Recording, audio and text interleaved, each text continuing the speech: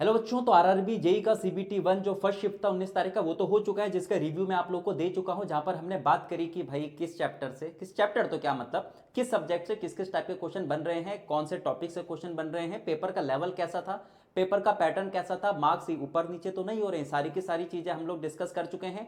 अब बारी आती है 19 तारीख को सेकंड शिफ्ट की। ठीक है, तो सेकंड शिफ्ट के बारे में देखते हैं भाई। सबसे पहली बात क्या है, जैसा शिफ्ट 1 वैसा ही शिफ्ट 2, यानी चेंजेस देखने को नहीं मिले, हल्का फुल्का ऊपर नीचे हुआ, लेकिन पूछने का तरीका, पैटर्न जो था आपके पास वो लगभग आपके पास वैसे ही था।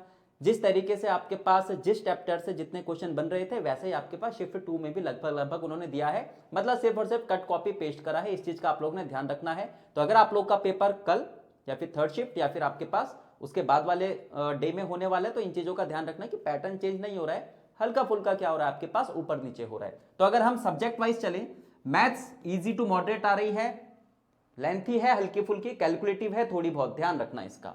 साइंस जो है अच्छी है, स्टेटमेंट बेस्ड आ रही है, अच्छे तरीके से पढ़ोगे तो नंबर कंफर्म आएगा।